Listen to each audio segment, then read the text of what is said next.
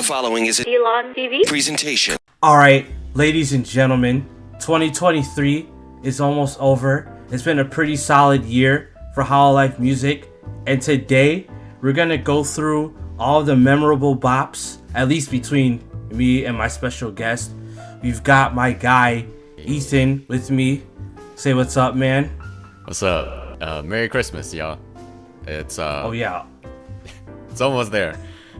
Currently filming this video on the 20th of December. Yeah, and the 19th for me. So we're in different time zones. So I don't know. I think I'm gonna drop this like next week or maybe earlier than that, but definitely before the end of the year. But ladies and gentlemen, we've got a solid list of music, and we're all going to give our opinions about these fire originals that Hololive dropped this year.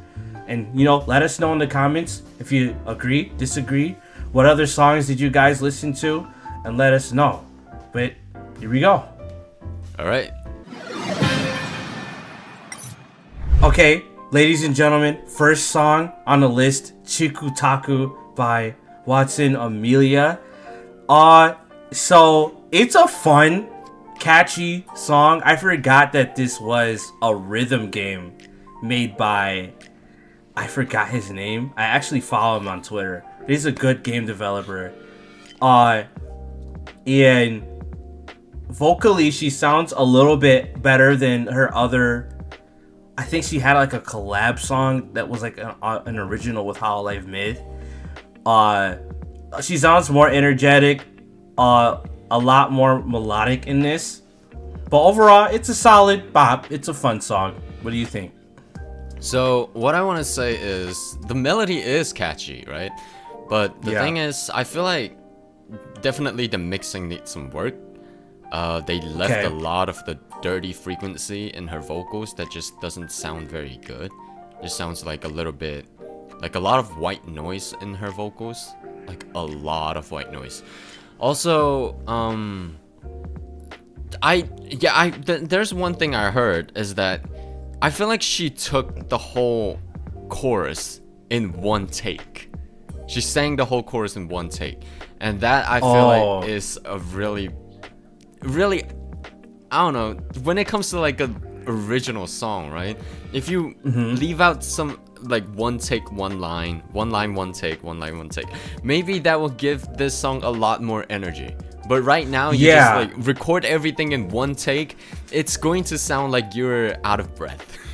Yeah, I was just about to say that, like, recording a chorus in one take, it's not gonna sound as pristine and like super energetic. Even though it does, it sounds kind of like that already, but it would have been better if they kind of cut it and they did a little bit more takes between the verse and chorus and stuff. Yeah, I think that was a slight issue, was the mixing and a little bit of the editing with the vocals. In terms of music, like, there's a lot going on. I think it's kind of loud, like especially at the beginning. It starts on really strong, and Ame's voice is drowned out a little, but once it gets to the verse and chorus, it's not that bad. What do you think? The verse is definitely better than the chorus, in my opinion. Yeah. The chorus, especially the drums, I really don't understand why people want to do that fast drums. Like, it just ruined everything. It's just like, it doesn't sound good. Like, is there just too much? There's just too much action going on the drums. Yeah. Okay, like, I think I know what you're talking about. It's like a lot of songs that do the same. Like the boom tap, boom tap, boom tap. Yeah. Why? Yeah. It kind of sounds like, it sounds good in other songs, but on this one, it's like, it definitely stealing the show a little bit. You really have to find the right. Weird. You really need to find the right sound of drums to be able to do that. Like a song that is like, what was the name? Ready, set, go. Ready something by Ado. I don't remember the name. I think I know what you're talking about, though. Yeah, that song like has the same something. drum pattern. that song has the same drum pattern in the chorus, but it sounded a lot better because they chose the right sound for it. This one, it just sounds like the drums a little bit too hollow. At the same time, if you're doing that fast drum pattern, it just like it's too much going on. You can't really like fit too well in the song. Well, this was January, so this was an interesting way to start the year. In terms of original songs that we listened to. So, one hell of a song by Ame. A couple issues, but overall, it's a great song. Fun. It's a great song overall. Yeah. Ladies and gentlemen, here's number 2. We've got Persona by Polka, an original song that dropped also in January, but late January. I just listened to this earlier for the first time, and I think, Ethan, you've heard this one before. I heard this one before, yeah. Yeah, so, like, in terms of, like, what do you think about it? So, what I really want to say is, I feel like the instrumental kind of outshone Polka in this particular project. She was good, but it's not anything, like, too special about her voice in this particular song. While the instrumental just go crazy with the drop and the drums and everything, it's a really good it has a really good production. Like, everything sounded very clean, and also Polka's vocals, it's also like really fitting with this type of instrumental. But the drop is really something that just you can't miss the drop. Like, for real, like it's insane. So, like, I agree with pretty much everything. This song does, like, almost everything right, but Polka's performance is, like, I feel like she doesn't match the energy entirely with the music and the instrumental. Like, she's just kind of singing normally. She's got a little bit of more energy during the chorus a little, but... The chorus? I feel like the verse, though. The verse, really? Yeah. The chorus, I feel like... I could... Yeah. Uh-huh. Yeah, it's like the chorus is kind of like a standard way that you usually sing, but in the verse she's got like a lot more going on, I guess. You know, I just heard this, so I have to I can't really sit on it until later, but that drop, like, what this song does the drums and the bass so well, like, instrumentally. This song is insane. Like, it goes from trap drums to, like, regular pop drums, and then it switches to dubstep. And in other songs, sometimes that doesn't work. But whoever produced this made it work. Do you know who produced this at all? No, I didn't react to this one. Uma? Oh, okay. I'm not sure who this is, but I think it's them. Yeah. I get, like, auto vibes from the music video. Like, it reminds me of Show a little bit. Oh, and this came out first. So who knows? But yeah, this song's beat goes crazy. I think the instrumental for Persona, it tries to complement, Polka tries to complement her voice with the music, but it's just not there. It's just not entirely there. Yeah, is that pretty much what you're kind of thinking? Yeah, A for effort. Yeah, A for effort. Not a bad song, crazy beat, definitely something you can bop, but, like, in terms of, like, technical stuff, gotta be a little bit stronger on the vocals. Otherwise, pretty great song. Good song, yeah. Yeah. Alright, next one. Okay, so number 3, Michizure by Suisei. This song, I just want to say this one came out in March. March of this year. And I just want to say this was like low-key Suisei's year. She did a lot of big things this year. And I actually listened to the first take version. I reacted to the first take version of Michizure. She got a first take version of Michizure? Yeah, so she did Stellar first on the first take. And then she did this one like a week later on the first take. But it's not acoustic. for some reason. They don't do the live instruments on that version. I'm not sure. But she was just singing live in that one. And it sounded great. So that was like kind of the first time I listened to it. I really like the swing feel this song has. And her vocals complement this type of genre really well. Yeah, and she shows her range a lot in this whole album she does, but in this song, it's really cool to hear her like kind of start off low, and then once the chorus hits, she just starts using her falsetto, and it sounds like she does it effortlessly, like she's not like they recorded it really well, they mixed it really well, and so you say she's just strutting her stuff on this. Like, it sounds great. And the instruments are mixed well, too. Like, I can hear the drums and the bass, the horns very clearly, and they're not that loud. So, that's kind of my thoughts on Michisure. Like, it's a really energetic listen, but her voice really soothes you at the same time. Yeah, the production of it, it's definitely some of the top tier. Like, I can't say that this song is like a mainstream song in terms of the production. And like you said, Suisei did really well on these type of instrumental. That one I cannot agree more. Because like, if you listen to other songs in the same album, like Damn Good Day or 7 Days, every song in the same genre, Suisei just did it so perfectly. One thing I like about this song, but also the thing that I just like kind of think that this song kind of falls short, is the amount of pauses in the chorus. Oh, like okay. Yeah. It's fine with like a lot of pauses, but you have to have some instrumental stuff going on in the middle when she's not singing, right? But apparently there's nothing there. It's just like the same instrumental keep looping. It's like, it's like the piano just keeps playing. Yeah. I guess that's like one of the very few things about this that kind of like, you could have added a little bit more here to pop it out, but as it is, it's still fine, but it could have been a little bit better.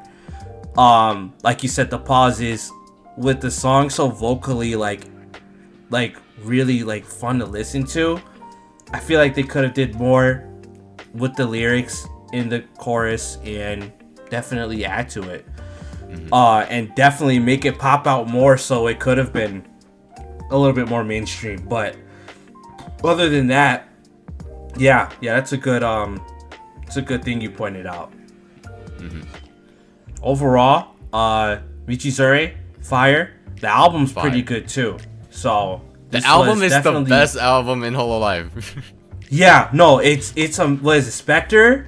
Yeah, Spectre was crazy. Like 2023, she slapped, bro. So this is definitely a W top tier moment.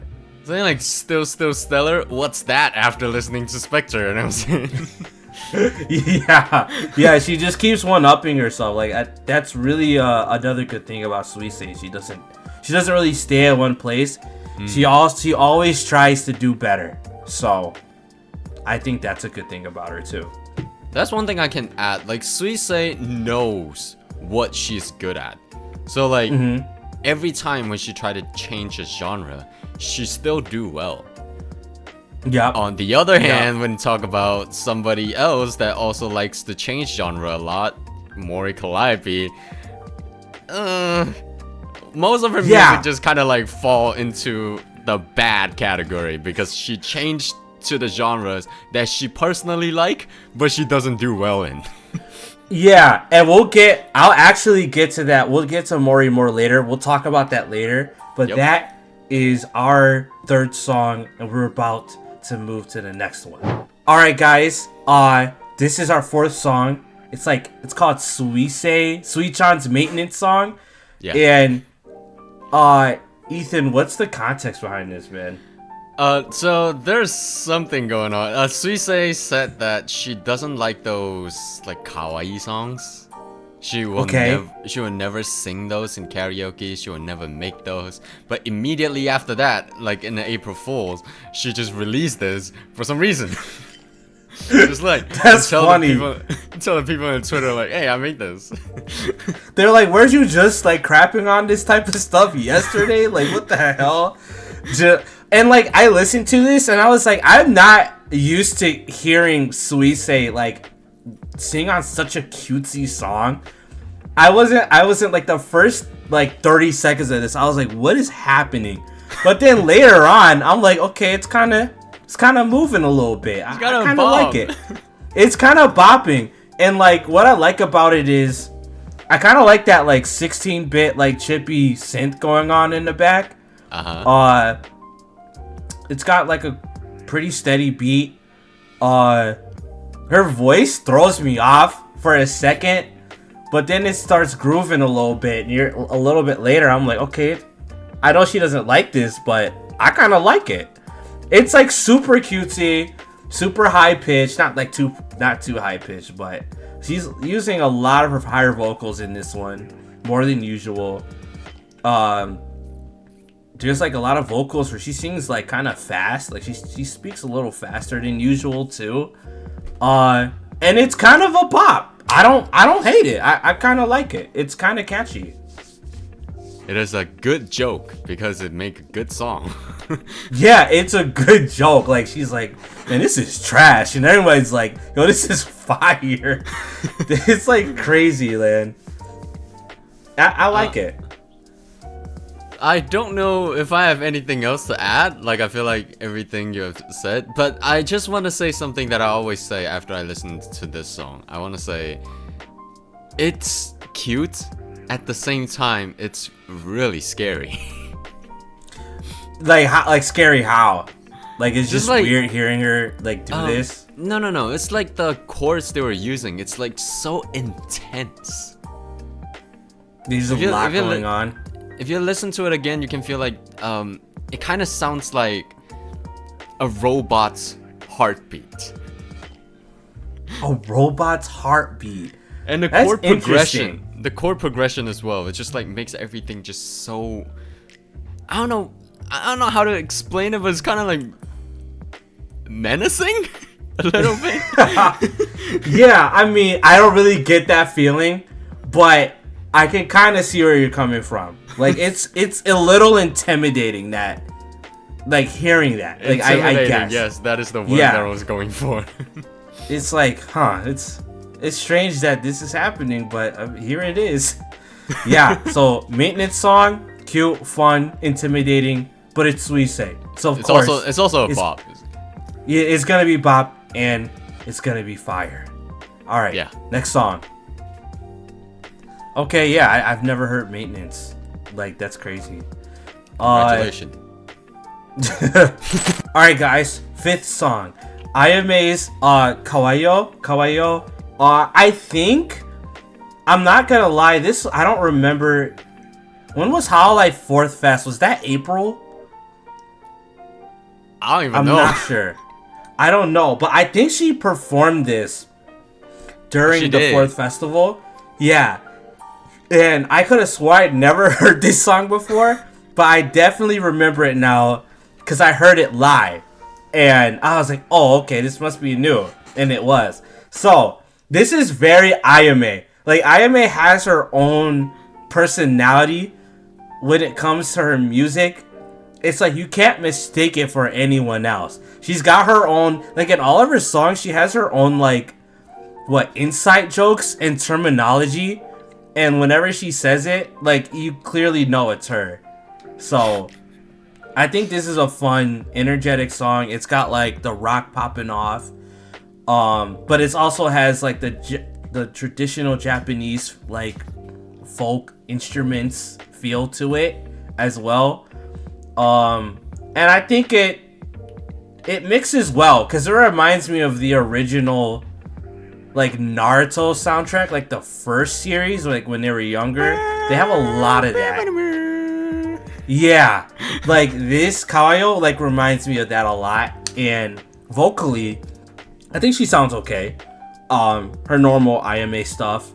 a lot of energy. Like, I don't know if she's breathing that much in this vocal performance. This is what you should do. Like, a lot. Comparing with like Chiku Taku. Chiku Taku is like they record everything in a one take, right? This one I'm pretty sure is not one take. They gotta like separate the takes, and that one it makes this song a lot more sounded a lot more less pitchy in my opinion because she has more energy in her. Yep, it's straightforward. Like this song knows what it is, and it delivers. It's a fun listen. I feel like you kind of have to be in a time and place for this. Like, this song will energize you and pump you up. I don't always want to listen to songs that energize me and pump me up at any time of the day. But if I want that, I'm definitely going to go to a song like this. So, I think IMA's for everyone. I think this song's pretty solid. This song is kind of like my guilty pleasure. Like I wouldn't listen to it in front of like my friends or anything, but deep down I know that I love it, and especially like with the guitar and the drums, like everything was just so rockish, but they got like the flavor of cuteness in it. It's really smart. It's really a smart way of producing. This one is really cool. And like with the drums, the sound of the drums, right? You remember when I talk about like the Chiku Taku, like the drum pattern? It's like kind of throwing the song off. The fast drums. I feel like this type of drum sound will suit those drum patterns really well. But apparently they don't use that drum pattern in this song. Well, I feel like that's a smart move. It's a similar drum pattern, but it's not. They use different like drums. Like in Chiku Taku, it was very bass drum heavy.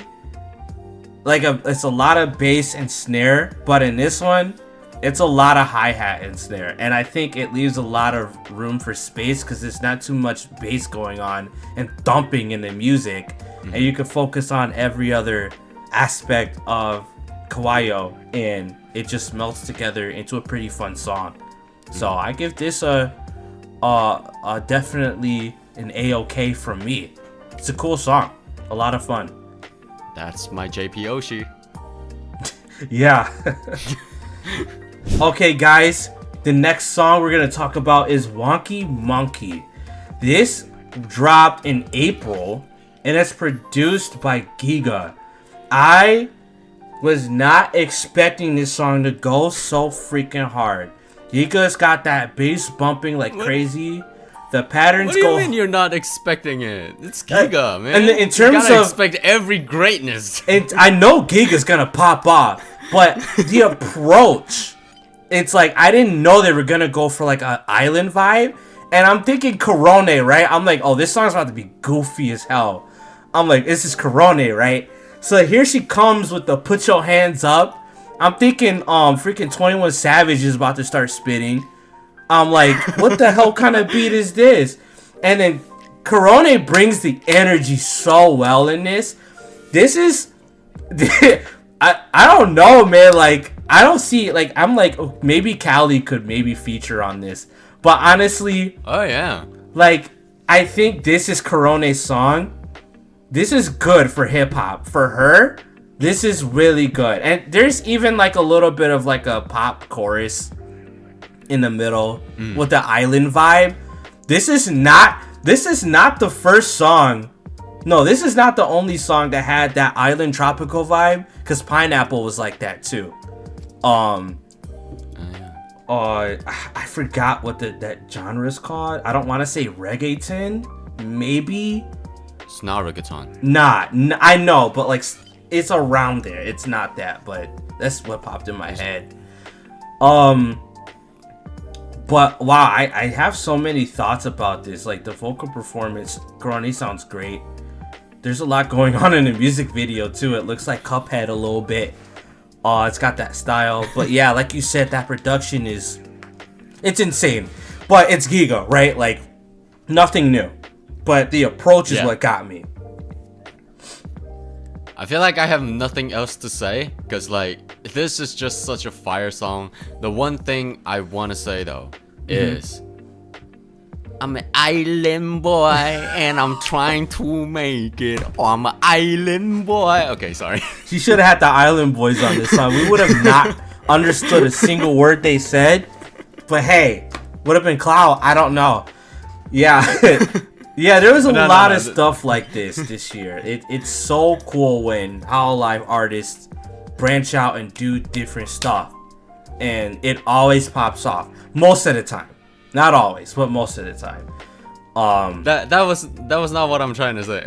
But what I'm trying to say is this song goes to show that lyrics doesn't have to mean shit. It can come out great just because of the music. Yep. Yeah. No, I agree. So if you read the lyrics of this song, it's a bunch of gibberish. What is she saying? Like, do you know like a gist of it? She's saying like I remember the first line. She was saying that she's hungry, trying to look for food, and then she found this type of people and they started dancing.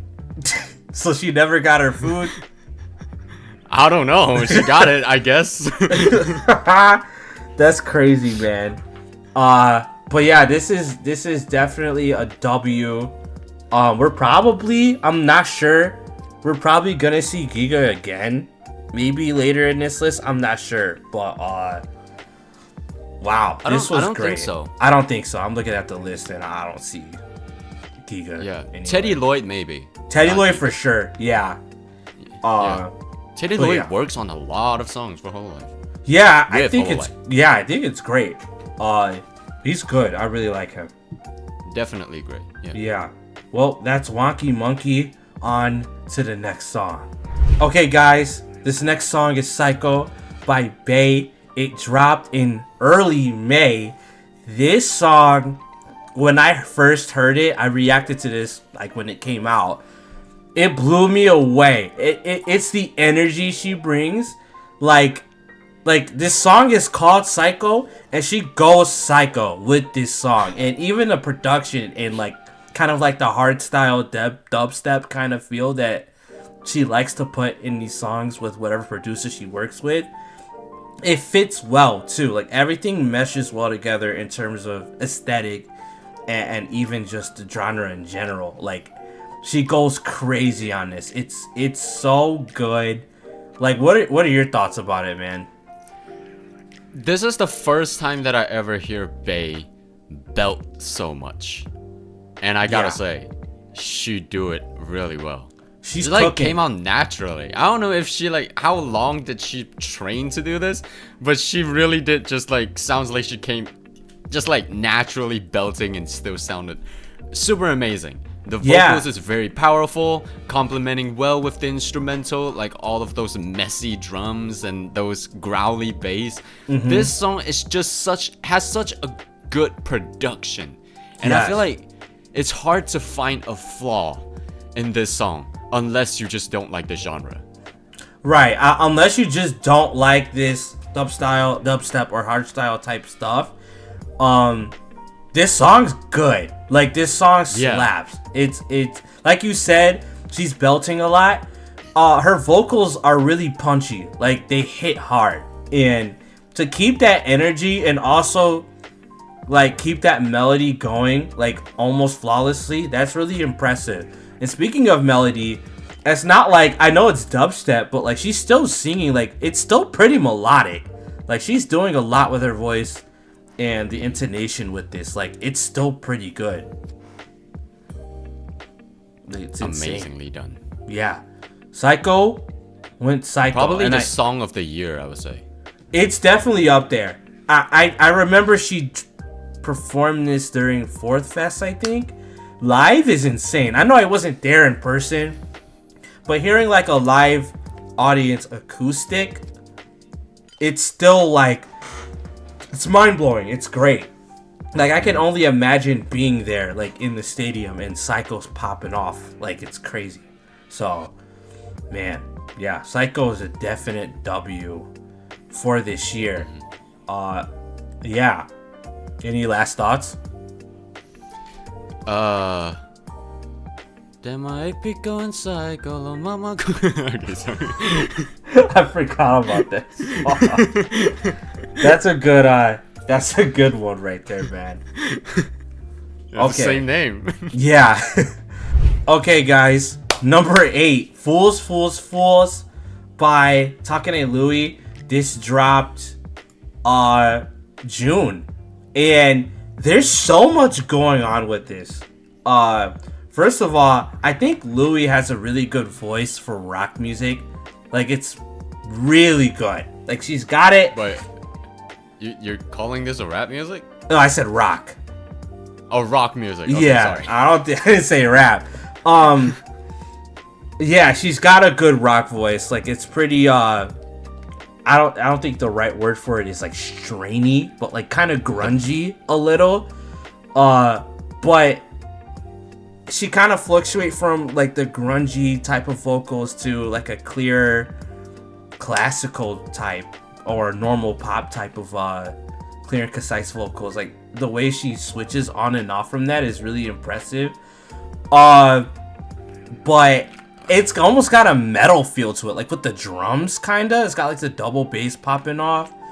And lyrically, like it's really like it keeps you on your toes. Like you gotta listen to a lot of what's being said. And then what really popped out was the baka baka part, kind of in the chorus, and it's got like that super deep like 808 popping off. It's like kind of I think that sticks out a lot. I like that a lot, and it is produced by Deco Nina 27. Or Deco 27. People really got on me when I tried to say his name. Deco 27. I don't give a shit. Yeah, it was during the 4th festival. Like, nah, it's actually Nina, because I was like, I don't care, Nina 27. But yeah, there's a lot to swallow with Fools, Fools, Fools. I personally like what was given to me. What do you think? It's also really rare to like hear some people that just speaks very calmly in most of her streams suddenly just come out with a project that just belts so much but it still come out really naturally, really smoothly. I really do feel like she's a natural in like rock music. Yeah, like I said, really don't feel like it's struggling at all, even though it's like so high and she was like growling so much, especially at the end of the song. If you go and listen to the chorus, it's amazing. For me, this one is probably like the best song, the one song that really got me surprised coming out from Louis. Yeah, I honestly think like Louis low-key, like she's low-key underrated when it comes to like music. Definitely. I feel like she doesn't get enough flowers because there's so much talent in Hololive, and she doesn't really drop that much music. But when she does, it's insane. Like, and it's really her vocal performance. It's not like the music kind of carries her, because there are a couple Hololive songs where the music and production and instrumental carries them a lot more than their own vocals. But Persona by Polka. Louis doesn't get carried. Like she's got a lot to offer, and she delivers really well, and she's got a great rock voice. So Fools, Fools, Fools, lyrically really entertaining too. It's fun to listen to. Oh yeah. And there's a lot going on, and it keeps you on your toes. Like, it's pretty fire. I like it. A lot of songs that Louis has made, not a lot actually, just 2. I mean, she only has 3 songs out so far. Wow. Yeah, 2 of the songs, like Fools, Fools, Fools and Overd, they're both like, the lyrics are just talking about like the Japanese work culture and just like saying that, these people are dumb as shit, and that's just Louis' attitude. That's cool though. That might be like speaking from like experience. Maybe she used to kind of be in the work culture like heavy, and she like hated it. So I think it's cool that they get to like some songs some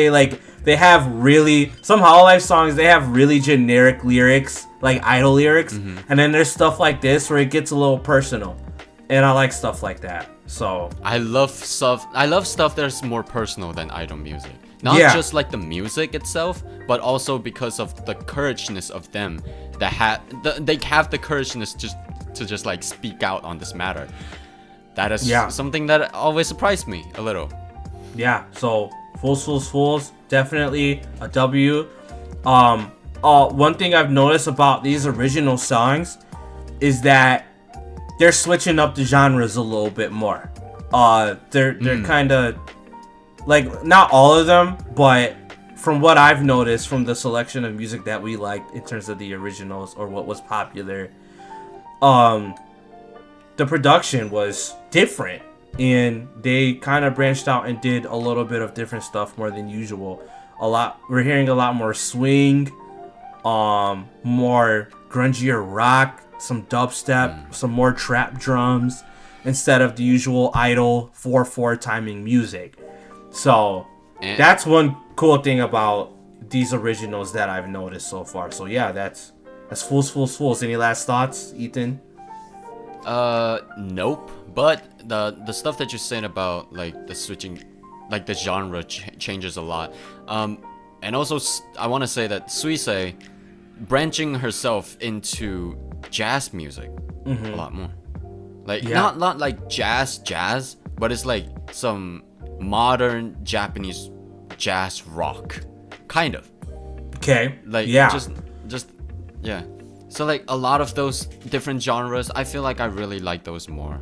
Like those idol songs was fine, but to me they all just sound kind of the same.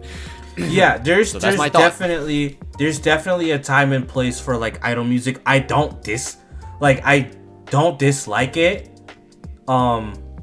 But it just doesn't fascinate in any I'm used to it. You know, I've been listening to Japanese music since like maybe like 2009, 2010. And I've heard a lot of it. It's like, if I hear traditional idol music, I'm like, I've been there, I've done that. It sounds great, but it's not wowing me. So, so for them to branch out and do different stuff in like an idol industry type thing, that's awesome. So, like you said, I agree with what you said. Other than that, guys, let's move on to the next song. Okay, guys, the next song is Connect the World. This is the Hololive English one. This is the this is the Hololive English first concert one. I'm thinking this is the fourth festival one. The fourth festival one was Our Bright Parade, which is, I guess we can talk about that one too. They didn't put that in this list, but both Our Bright Parade and Connect the World, I think they're good songs, but it's kind of your classic run-of-the-mill group idol song, and it gets you kind of sentimental. It pumps you up. It's got a great choir, like a chorus choir type of singing. It's really fun to hear them all on pace, on key, having some fun, singing a pretty general song. And I love when they do like Connect the World and Our Bright Parade before the concert starts and after it ends. I think that's always fun. It's a good opener and it's a good closer. But other than that, it's an okay song. It's not something I listen to like at the end of the day, or just like in general. But if it pops up, I might listen to it for a second. Other than that, what do you think, Ethan, about Connect the World or Our Bright Parade? So the thing is, like I said before, every time when I hear this type of music, I just feel like they all sound kind of the same. This one, I feel like you're saying that their singing is pretty well on this one. At least they're all like have some great chemistry. They're all pretty on key, like not a lot of like different sound here and there. But just want to say though, the mixing wasn't very well. Really? Like especially with a lot of like people on one singular project. I just feel like they kind of like, not like they're clean, but when all of their voices came together into one, I just feel like they forgot that it would sound kind of loud and just like makes everything like, it just like they just made everything loud, kind of like the vocals. Yeah, okay. The vocals just like too loud and it kind of like take over the instrumental for some parts, like the chorus and stuff. The other parts are fine though. That's all I'm going to say. Yeah, and like you said with the mixing, this song is way better live. Like during the live, it's completely fine. Like, cause it's with different speakers, it's with a different type of sound system. They're not just playing it straight out, and you can actually hear the vocals a little bit better, and the music's kind of in the background a little bit more. So if you've got like the VOD for Connect the World, well, there is the they got the free portion on the Hololive channel, so they could see that. If you want to see the live version of it, just go to the Hololive channel and watch the free portion of these concerts. That's literally it. But yeah, I agree with pretty much everything you said. That's pretty much Connect the World and Our Pride Parade. On to the next one. So the next song we have, guys, is Future Island by Mori. This is that One Piece song, and it's really interesting. It's an interesting song. It's got an interesting melody. One thing I want to say is I don't know why, I just like it more when Callie sings. I think she has a good vocal voice. She sticks out a little bit more when she sings. Like her rapping. What'd you say? I feel like in this type of music, yes. Yeah. Especially like in the whole album of Shinigami Notes. This type of singing is really well. But yup. Talk about some other albums though. Yeah, for sure. It's like when she's rapping, like I'm used to it. It's like, okay, this is Callie being Callie, and it's interesting in Japanese. She sounds like a little weird when she raps in Japanese. It sounds iffy. There's too much like whitish. Yeah, like it's too spacey. It sounds weird when if she's trying to have that rhythm rapping in Japanese. If she's trying to rap in English but in Japanese, and it sounds weird. Cause like I've been listening to a lot more of like Japanese hip hop lately, especially on my channel. They don't really do that often, if ever. So yeah, I think if she wants to rap, I think she's got to stick to English for people to really like get a feel for it. But this song overall, it's a fun listen. It's definitely a lot of One Piece references. I don't really know. I don't really watch One Piece like that, but you know, I respect it. Really good anime. It's a classic beat. There was like for a split second before the chorus, there was like a little Jersey Club kind of pop off. I kind of like that. I forgot. I didn't hear it. Huh? I didn't hear it. I'll go back for you. I'll go back for it for you after this. But okay. I don't know. I could have swore I heard another Hololive song, and it had Jersey like Club in it. A little before the chorus. Yeah. The chorus. Okay. I'll show you in a second, but I don't know. One prediction I want to happen in 2024 for Hololive, we need more Jersey Club. To the point where Lil Uzi Vert, man.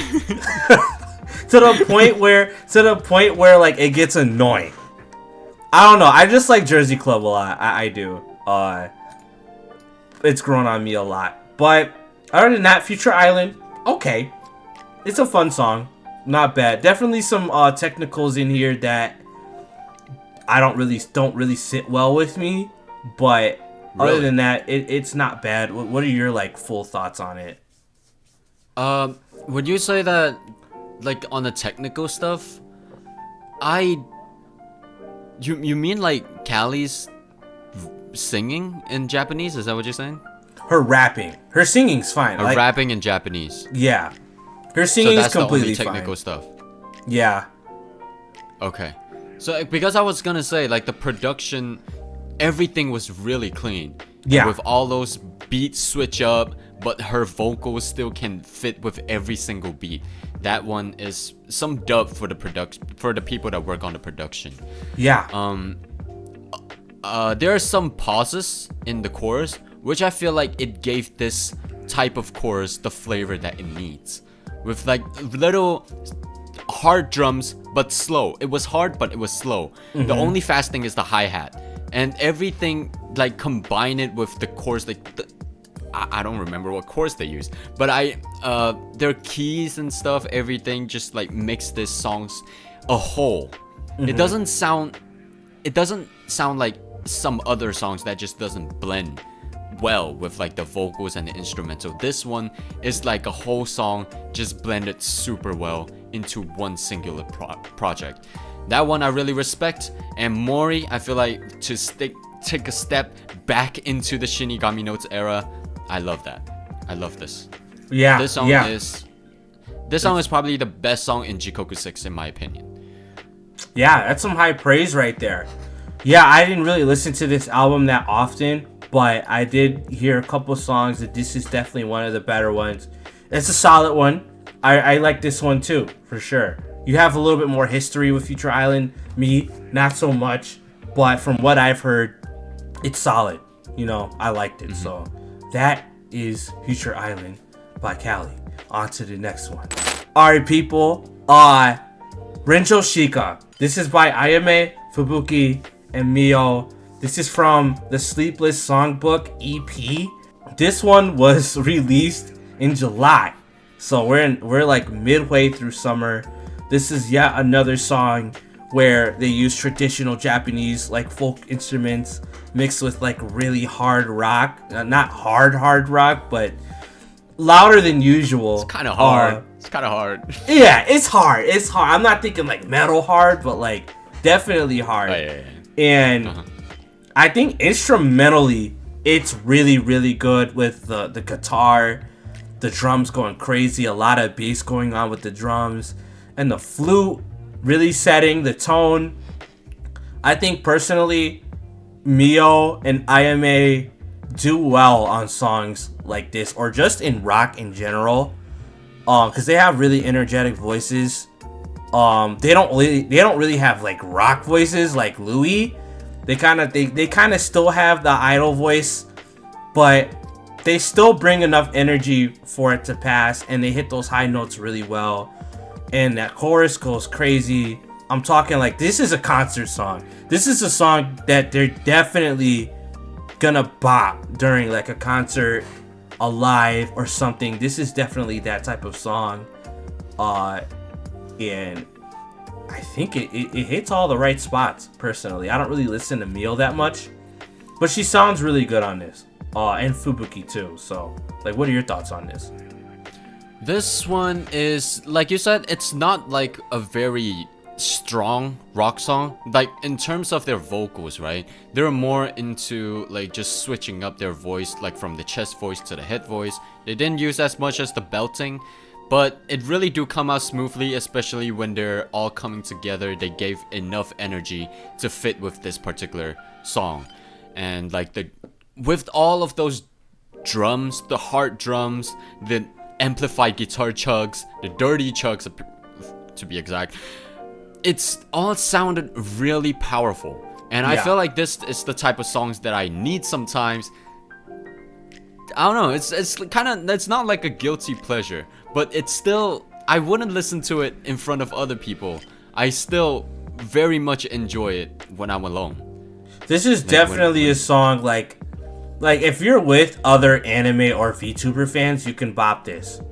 You can. Yeah. But like other people, like if you have normie friends, no, not at all. But this is definitely an underrated one. I think this one's got like less than 1 million. Maybe if they drop this on like, if instead of doing it on the Hololive channel, they probably could have did it on maybe either one of the members' channels. And then maybe it probably would have got some more attention. But I think this song's a little underrated. It's got slept on. This one got slept on. Yeah, it got slept on. I think people saw this and was like, you know what, we've probably heard this before. And it is a little bit similar than compared to like Ayame's music with the traditional rock and the Japanese stuff, but they do it a little differently. Like they bring a different energy, even instrumentally. I think this one a lot more amplification on the guitar. Yeah, yep. So, yeah, like I said, not used to hearing Mio that much, but she's got a good voice for stuff like this. Fubuki, on the other hand, she could do like a lot of stuff. She can hit a lot of genres, maybe stuff that's with a lot of energy. I don't really listen to Fubuki that much, from what I've heard. I think she's a little bit versatile with her voice. Do you like kind of feel like that, or maybe I'm like venturing out a little too much? Wait, sorry, what'd you say? I'm saying Fubuki can kind of do a lot more genres, different genres compared to Mio and Ayame. Like she can do anything with like a lot of high energy. I feel like Mio and Ayame, they're kind of like got restricted to do some other genres because of their model, their character. Lore. Yeah, the character. They're more to look at the way they dress. They're just traditional Japanese people. While Fubuki, on the other hand, she's a Japanese fox. Well, not technically a like traditional. An idol fox, like an anime character fox, kind of. Yeah. So she got more freedom to do some other genres. Well, I don't think Mio or Ayame does. Yeah. I don't know what is going on like behind the scenes and the reality, but from what I see, this can be one of the possibilities. Yeah, and I kind of wish. I think like Mio's like in her. This is what she does. Like this is like rock. Like that's her kind of like idol kind of rockish. But I feel like if you take Ayame out of her safe space a little with this kind of music, I think she'd do well with other genres, like Fubuki does. I think she could, but like, does Ayame stream that much anymore, or has she kind of come back? Is she still like active? I usually just watch clips. I know people that know the streaming schedule like every single day, because at one point she wasn't that active. So I'm like, maybe that's why she doesn't do that much music, because she's just not here that much. But yeah, I think she just streamed. Okay, 5 days ago, so she's somewhat active. Other than that, that's Renjo Shika. Definitely fun song, powerful chorus, and also very slept on. And yeah, if you guys haven't heard it, I really recommend you guys listening to it. It's a really great song. For real. Slept on a lot. Yeah. Yep, I agree. All right, next song. All right, guys, this next song is 6 Feet Under by Mori Calliope, and I could not believe my eyes. Oh, this also dropped in July, like late July. It said produced by TK.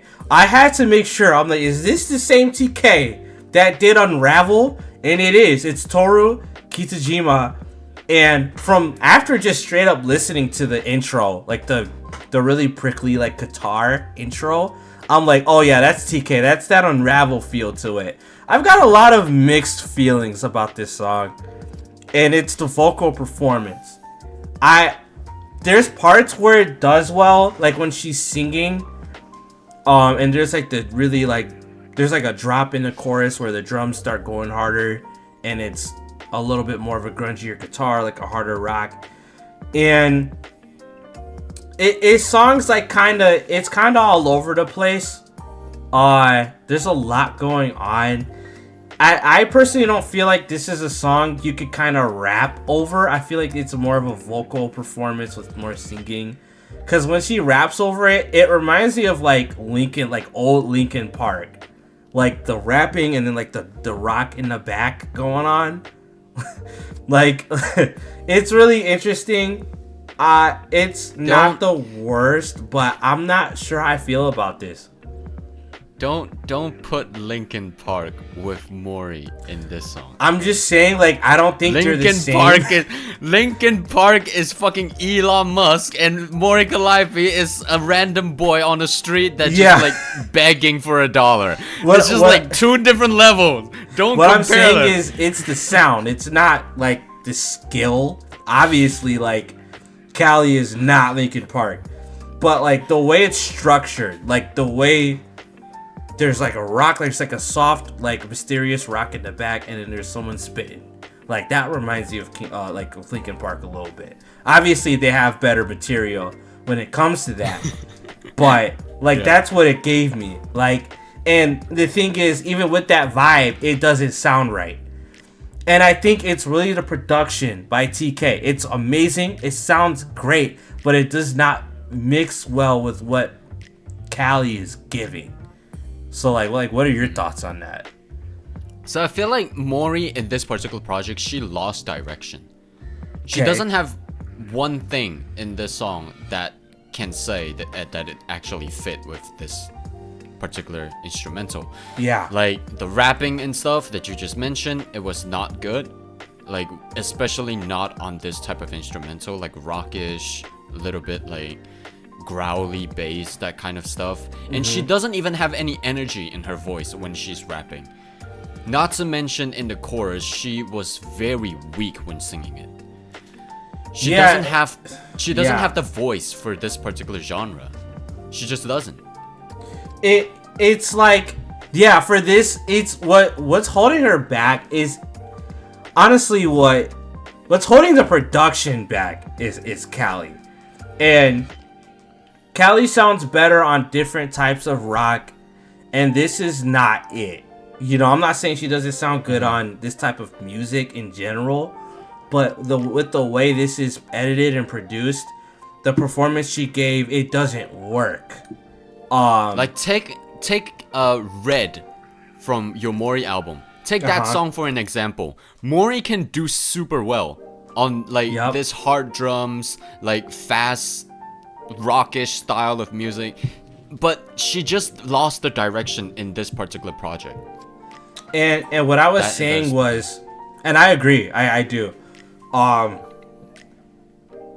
I was saying was earlier was like, for a split second, I'm thinking like maybe this is more of an Otto song. I could kind of hear her going off on this a little bit with her vocal performance, like a maybe. Cause she has, like you said, Otto would bring more energy and more character, and she would not be weak with her voice at all. I mean, but like you said, it could be pretty much anyone. It could maybe Yoasobi, you know, or something like that. I don't know. Yoasobi, no. No, I don't know. I don't really listen to her. I don't know how does she do rock like that or not? Sometimes, but not that hard. The only rock song that I can say is good is probably Monster. The rest, I don't think she'd do very well. Okay. I mean, I don't really, I haven't heard that much from her yet, so I'm not one for vouch for that. But like you said, maybe other artists could bring that energy. Other than that, 6 Feet Under, I can see where they were trying to go for this. It didn't hit that well. Not terrible, but not the best. What are your last thoughts? Did you say everything or? I'ma just repeat what you said, but in my own opinion. Okay. This song, I really don't feel like they know what they're doing. Okay. I feel like they lost every single direction they have to have in one song. And also, what you said, you said that it's like not terrible. For me, it is. It is very much terrible. Okay. This is such a big disappointment coming out from Mori Calliope, because she's such a good musician, just not on this song. It's like, it's very disappointing to see that. There's a lot of talent here, like produced by TK, and even Callie with some songs like this, and they just, like you said, they just lost. They were lost with this, and they just kind of put stuff together and dropped it. So yeah, that's 6 Feet Under. This song might as well be 6 Feet Under. Next song. The next interesting song on this list is Adventureholic. It's the second theme for the Hololive Summer Festival, which was fun. And it's got which members? It's got Choco, Okayu, Marine, Noel, Toa, Lemmy, Rene, Fana, and Crony. me personally, there's like too much going on vocally. This is a really big group. Vocally? Like, I don't know. I like it when they sing like as a chorus, as a choir. They sound great, but I feel like there's not that many lines in a verse for them to really like kind of put their foot in this vocal performance. Like, I want to hear a little bit longer lines from them each. But I guess they're not able to do that with such a big group. I think this song's strong point is when they sing together. And they sound great. They sound like one voice. It's got a pretty fun dubsteppy EDM beat going on in the back. It sounds like a video game boss battle. Huh? This is not dubstep. This is trance. You think it's trance? Did I say dubstep? You did. It's like, I also said EDM. Okay.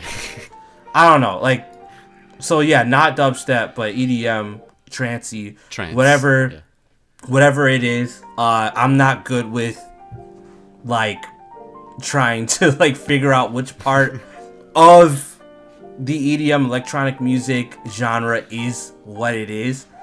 But it's okay. It's a fun beat. I haven't really listened to this song since, but for what it is, you know, it's okay. What do you think? For me, I was never like really fascinated by trance genre. Mm-hmm. Like, if I gotta say, one of my least favorite genres is probably trance. Not because of anything, but it's just like it's annoying to me. There's Like, is it like you too said, much it's going a little on? bit. Yeah, it's too much going on. But when you said like there's too much going on in terms of the vocals, I don't hear it. Like, I feel like the vocals was fine by itself. I just don't like the instrumental. So what I mean, what I mean by too much going on is like there's too many people. Like, it's a big group and they're doing that's what I'm kind of saying. I think like in terms of lyrics, yeah, it's okay. It's fine. But to split up the verse between this many people, it's like kind of hard. Yeah, it's kind of hard, and that's what I'm kind of trying to say. But like the chorus is fine. But yeah, like I agree with what you're saying. Anything else?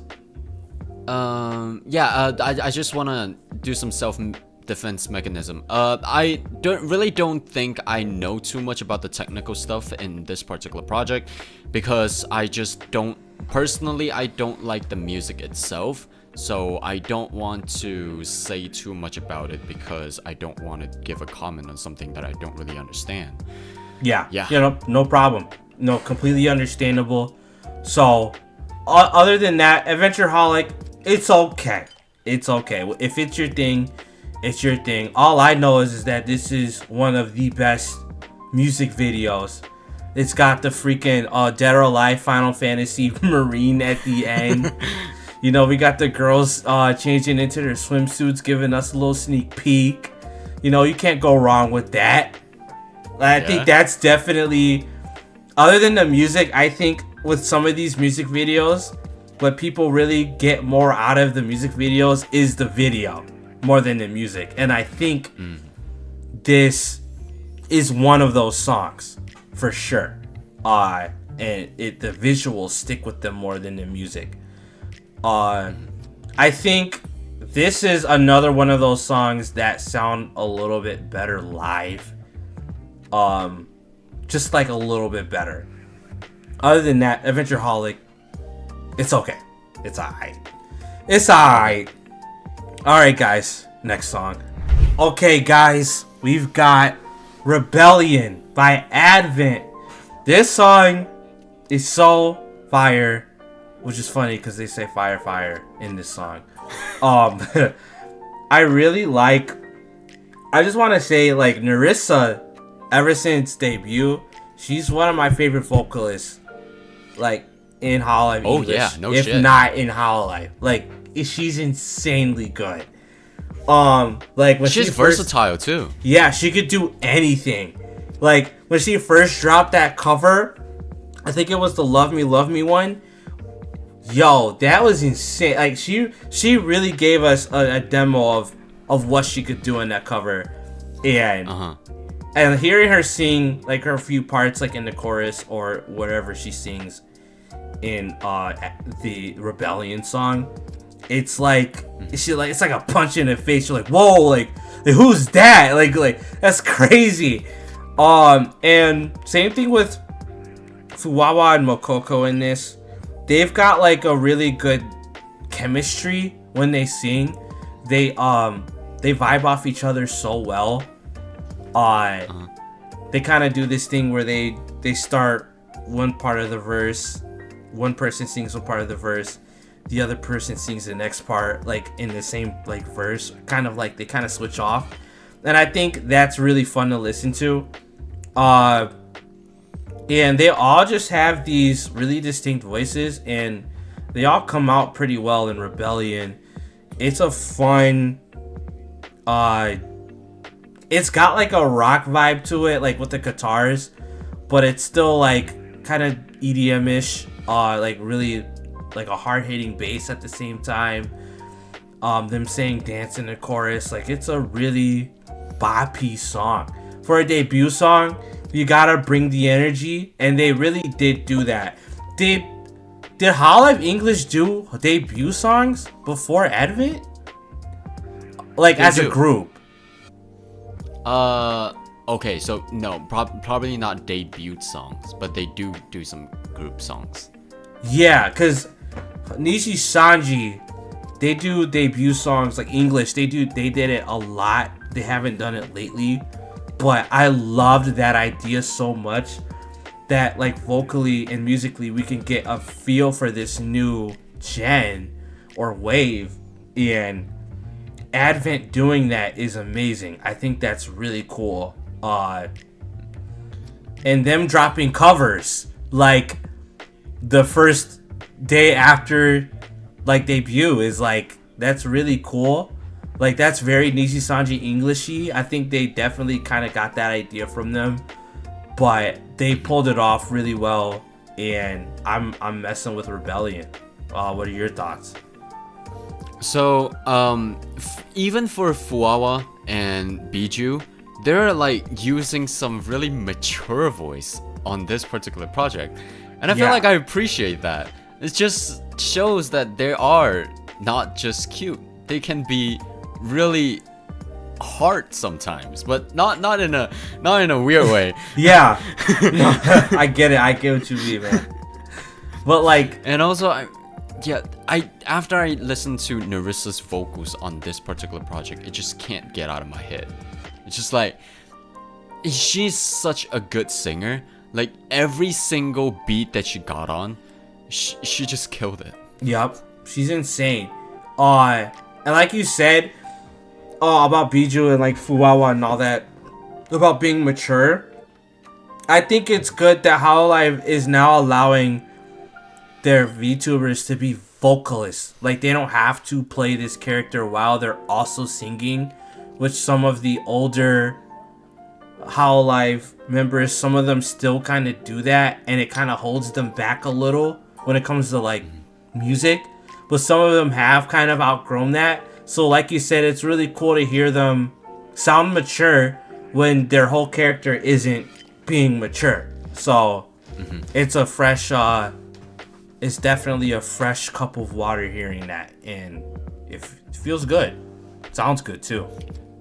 In terms of group songs in EN, I really do feel like this one is the best one so far.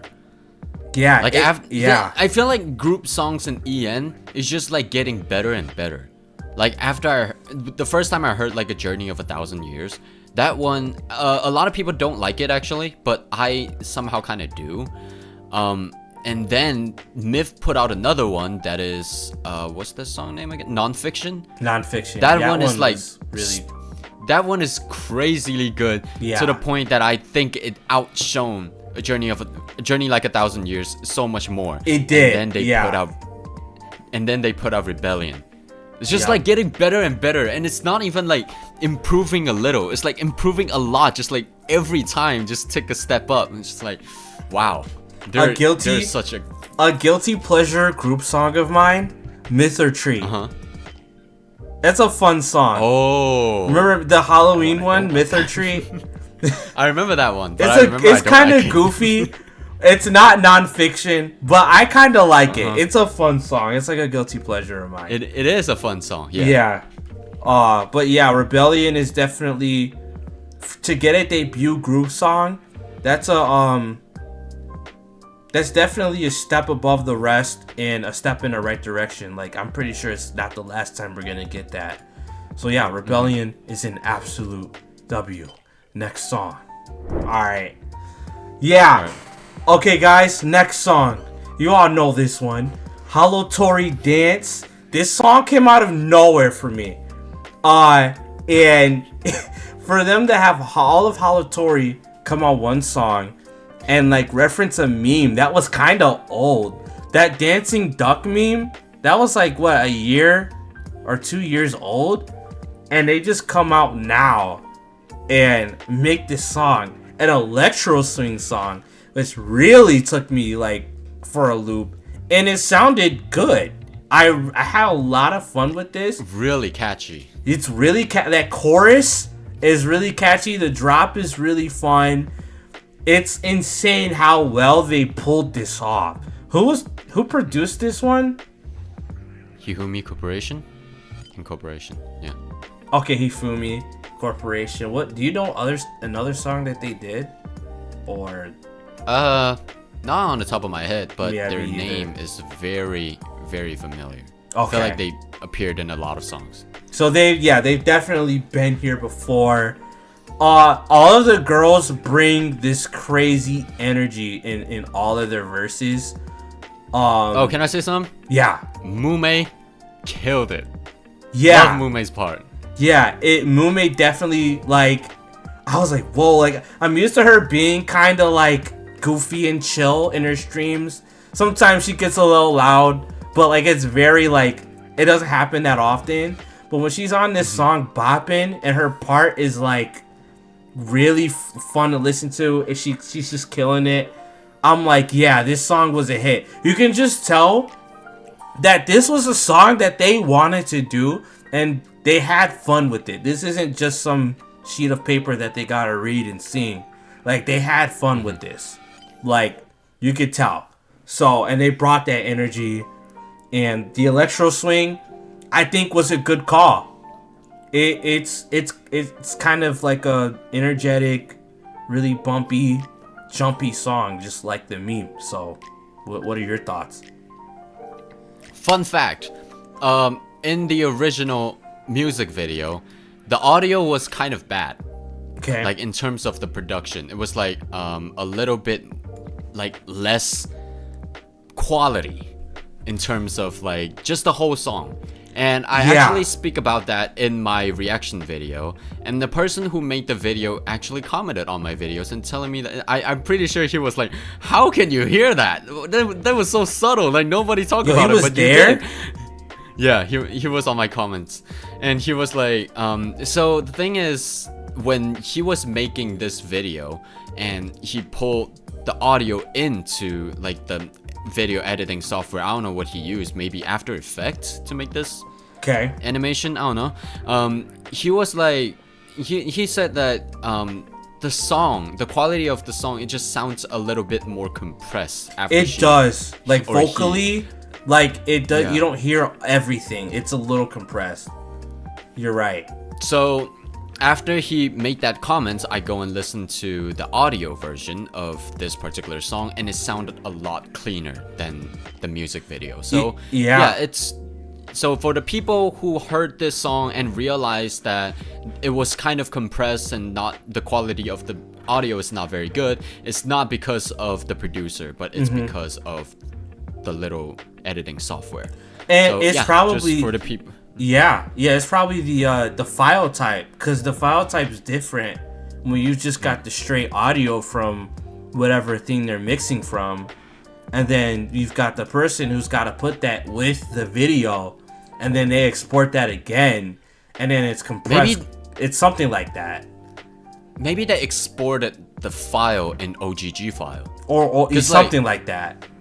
Yeah, OGG is like always when you pull it into another software, it just sounded bad. but when you listen to it by itself, it's fine. So for all of the producers out there that you want to have quality in your music, please just export it in WAV file. Don't do it in another file.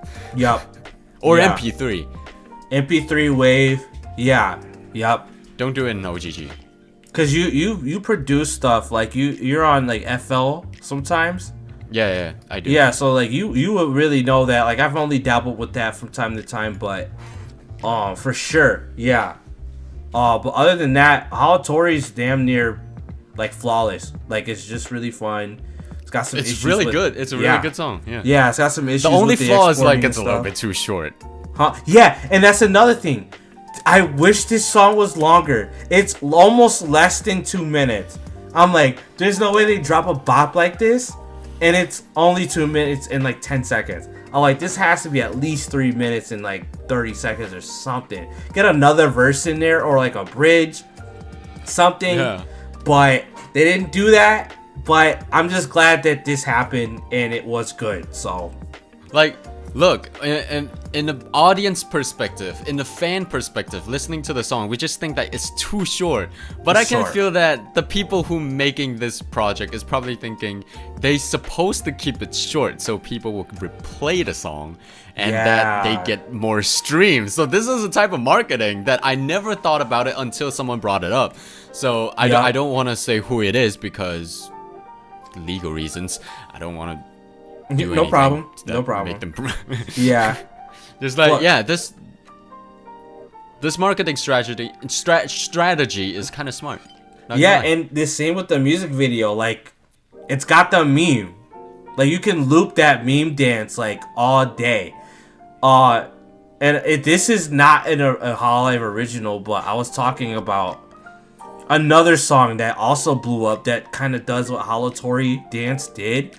And that's Lollygod Requiem, and it's got another meme dance in it, and it's got like a catchy chorus, and it's got like almost 40-50 million views.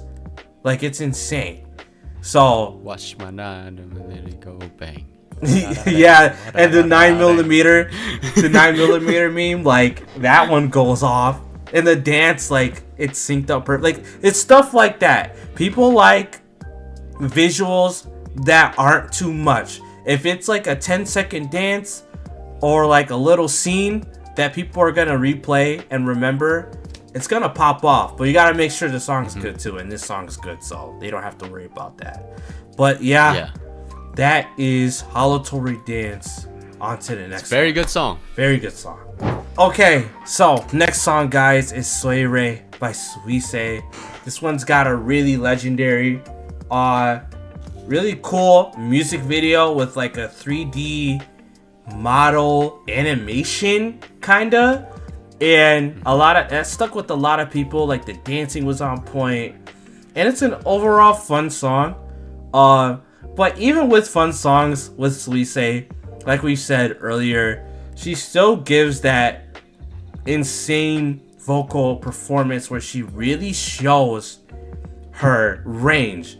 And one thing this song does is, and it kind of makes her vocals hard and she still like pops off, it changes keys a lot, like during the chorus.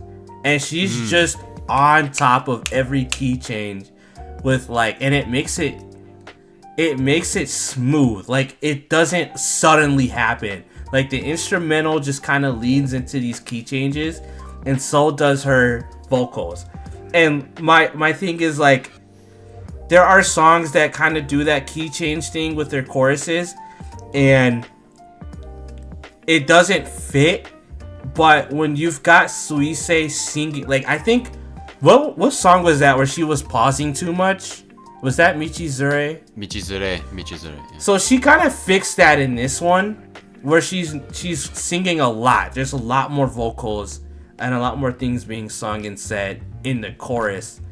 And that makes the transition with the key changes a little bit easier, because she's just leading into it. And it keeps you on your toes.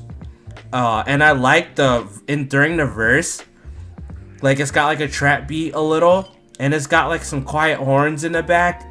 one thing about Suisei's like music is that her instrumentals are insane and they're really organic. What I mean by organic is like there's like a live drummer, like a lot of horns, a lot of like softer basses and stuff like that. Like just it's got like that band mentality, you know what I'm saying? And it sounds pretty good. So Suirei's got a lot going on for it. What do you think? So the thing about the key change thing that you said, for you it's probably a good thing because it shows like the versatility of Suisei in a particular genre and also this type of music. To me though, I feel like the key change is a little bit too excessive. Okay. To the point that I cannot stay on one mood. Just like it changes too much and I was like, it's changing again. Oh wait, it's changing again. So it's like it's just too much stuff going on in terms of the pitch. So I respect Suisei to be able to like control herself, control her voice to fit well in this particular song. But to me though, just because of like it changed a little bit too much, I don't like it that much. Yeah, and like I said earlier, like key change, like stuff when they keep changing the key changer in the chorus, it's hit or miss to me. And like you said, maybe for like other people listening to this, they're not really trying to focus too hard on the vocals. And I'm like, okay, I'm giving her flowers for being able to stay on top of that. But as I'm sitting here casually listening, that might be too much. There's too much going on. There's nothing you can really follow, and it's not that catchy. So, like, it's a little, like, during the chorus at least, but like you said, the key change stuff could get someone lost, and I can see that for sure. Technically, with her vocals, it's amazing, but as a song, it's a little out there. So, yeah. Just like a lot of stuff that just keep throwing people off. There's too many changes. Yep. So Soiree, like, it's a hit or miss song. You either like it or it's just not it for you.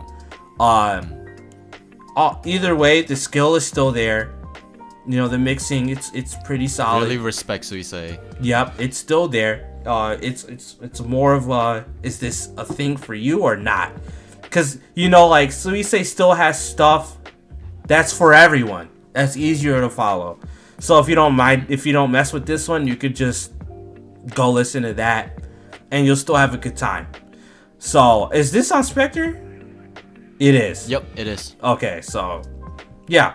Suiree, not bad. Definitely blew up. That music video definitely helped make it blow up for sure. That was a pretty good music video, probably one of the best I've seen this year. But there's a few later that I like a lot more, like Shinkiro. That music video is really good. Yeah, and I think there was another one, but other than that, that is Soiree. Next song. Okay, so our next song is Kiara's Pineapple. This song, it's okay. I liked it. It definitely threw me for a loop where she went more for an island, beachy vibe when it came to this type of pop music, and I really respected that because, like we said earlier, it branched out and did something differently than they're used to doing. And I think if it's anyone that's gonna try to capture this sound well, I think it would be Kiara. She's definitely like she's definitely inspired by more of the K-pop groups, J-pop for sure. She's that type of person when it comes to Hololive English music, and she captures the sound pretty well. Who did the production? Kira. Okay, Kira. Yep. I remember them tweeting that now that I see their name. So Kira does pretty well with this. And it's a little catchy. I don't think it's her best like original song, but I think what was her, I forgot. Was it Sparks? It has a similar Sparks, feel. yeah. It has a similar feel to Sparks, but Sparks does it a little bit better compared to Pineapple. With this type of beat and vibe. So yeah, it's kind of hard to put my finger on it. Like vocally, she does, pretty much the same. She does pretty solid on it. She has a really distinct voice. This is a voice you can't really miss at all. So yeah, I think this is a pretty okay song. Like it's pretty standard, but I do have a lot of respect for them going for that island vibe, that island beat.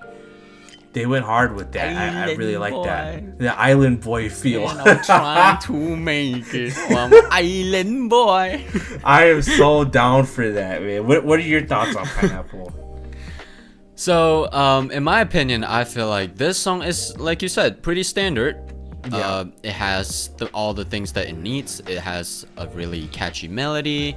Kiara was singing pretty well, except for that one part that I feel like she was trying to go for a little bit of a smoky voice, but she didn't do it very well. Yeah, like, she doesn't really have the one. Chorus. Yeah. Yeah. I mean, I think she does. She just doesn't do it as well, maybe because of the key of the song. Okay. So like, it just like it's a little bit too high for her to do a smoky voice.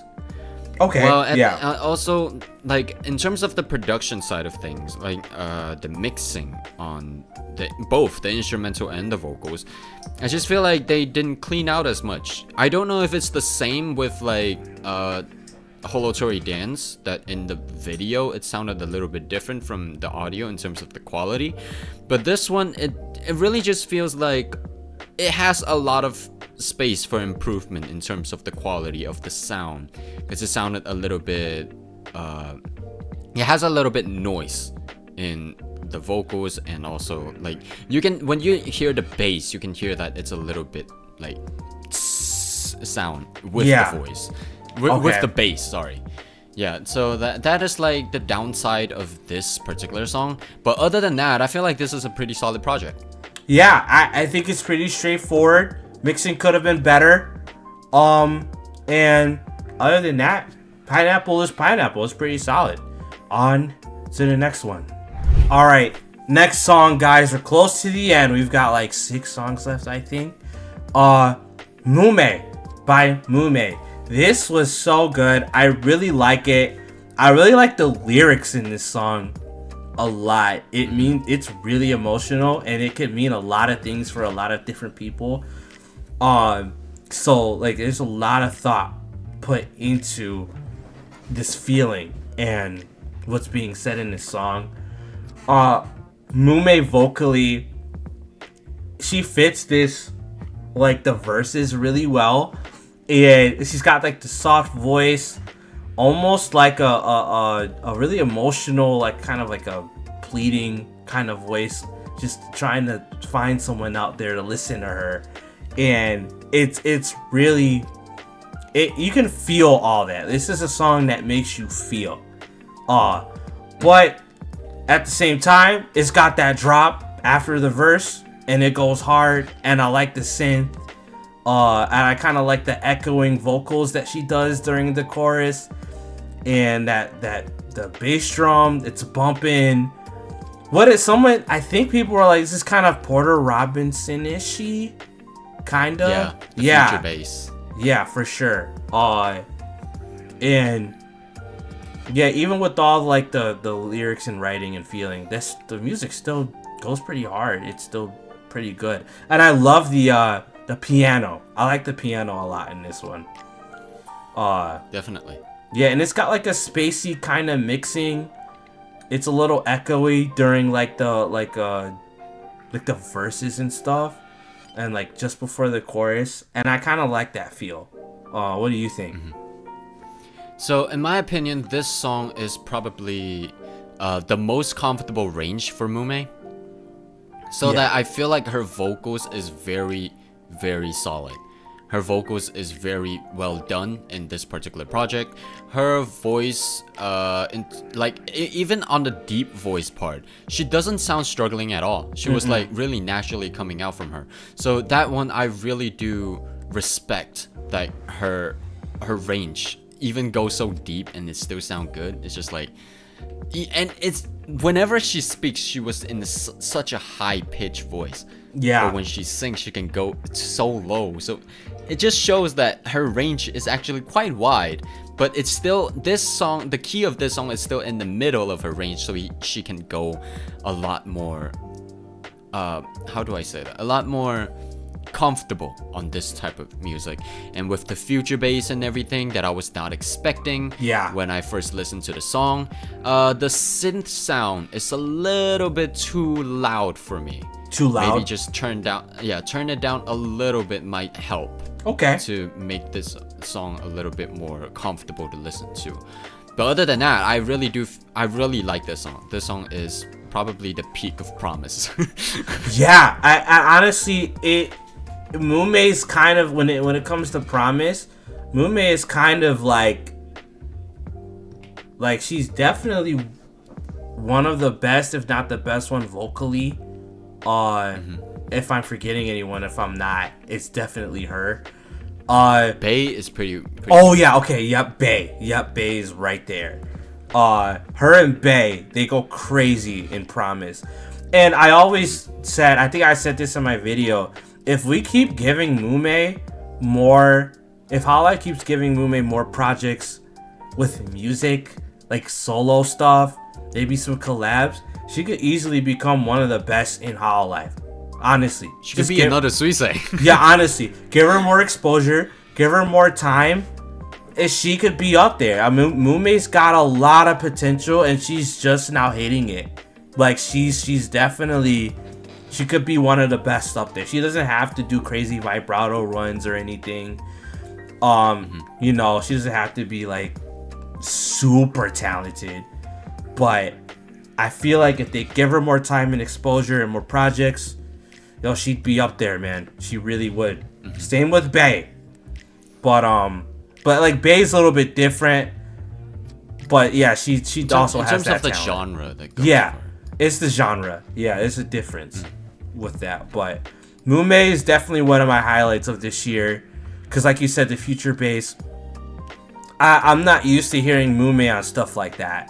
So, and I think she only have 2 original songs out so far, so yeah. Exactly. It's really hard to find another song. I think it's smart of them to kind of not make her sing over the chorus, like giving her lines and lyrics. I think it's good that they built up that feeling and like aesthetic of just kind of cutting her vocals and like making it stutter and echo during the chorus and making you just revel in the music instead of having to have like a catchy chorus with lyrics and stuff. Like, it's just feels, and I like that about this song.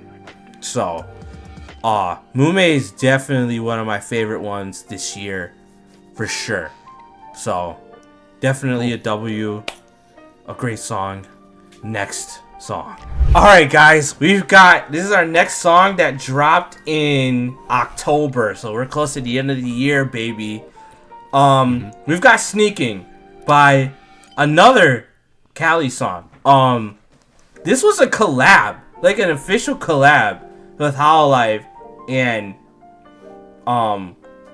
Metal Gear Solid, and this is what we got. Like, I think it was just this song.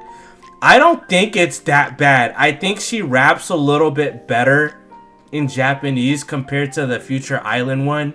She's got that triplet feel down a lot better. She brings the energy a little bit more when it comes to rapping. The sneaking part kind of gets old in the chorus. But it's not terrible.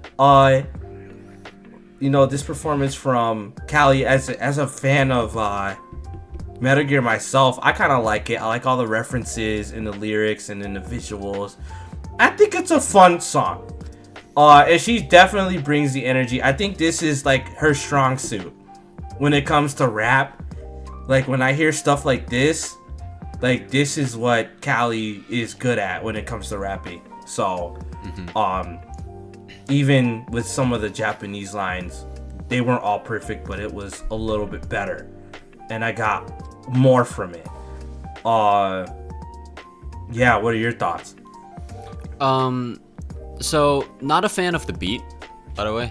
Okay. To me, it's just I really like Mori going back to like this type of rapping, because she has branched out to a lot more like ever since Shinigami Notes, and after that is Cinderella, and after that is Chikoku 6.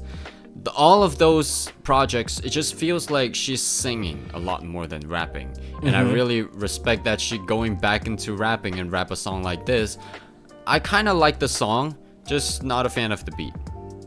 Okay. I can't really like pay attention to the lyrics either, because I don't know too much about Metal Gear Solid. Yeah. I'm too young to understand the many reference. Yeah. I mean, you should play the game, man. It takes some time, but yeah, since you don't know like a lot of the references, this song is full of them. Like lyrically, there's so like even this one right here, like on my screen, like that's just a reference. So like if you don't understand, like I guess you won't get that much out of this song. Even from me, who's getting like a lot out of it, it's okay. It's an okay song.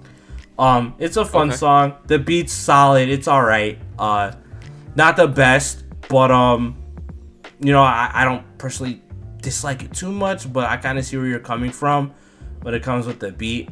Other than that, it's okay.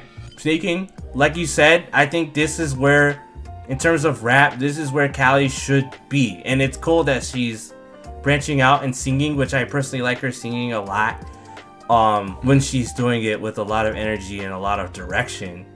But yeah, this is like OG Callie. Like I get like vibes from this, so not bad. The demon.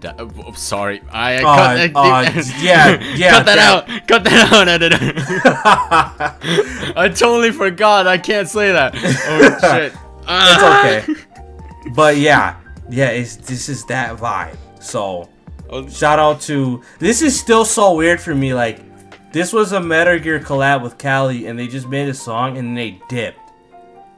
I was like, there's no merch, like there's no like stream, like okay, it's a little fun collab. Yeah, I guess so. Well, like it's Metal Gear, like that's pretty big, like they gotta do more than that, but no problem. That's it for sneaking. Here's the next song. Okay guys, the next song, we're doing Bokura ga Kuru Kara. This is the All Aboard Hololive Indonesia cruise tour thing. I still don't know how they did that or how it worked, but this is Risu, Muna, and Reine and Kobo. Me personally, I think Hololive Indonesia has some of the best singers with like a lot of attitude and power in their voices in Hololive. They've got so many good covers and originals. Like Indonesia, they're crazy with their vocals, like all of them. But so for Indonesia, yeah, for real, shout out to them. So for 4 great members with their vocals on one song like this, it's really interesting. It's cool. And we were trying to figure this out when we were listening to this earlier. Before the chorus, I was like, is this drum and bass a little? It's got like kind of like a drum and bass vibe to it. But in terms of the beat, but vocally, I like what they bring to the table. A lot of energy. This is like a type of song that, you know, you hype people up to. You gotta get people on the same page, make them energetic, make them ready for whatever's about to happen, and I think they did that really well. And then the chorus happens, and then this crazy drop, the bass gets deep and grungy.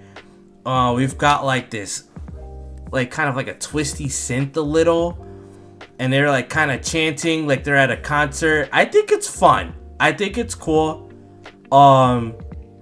And it's a little melodic too when they're singing, like during their verses. It's like not that straightforward with their vocals, but they're doing a little bit of a lot, and it's really fun to listen to. Like it keeps you on your toes.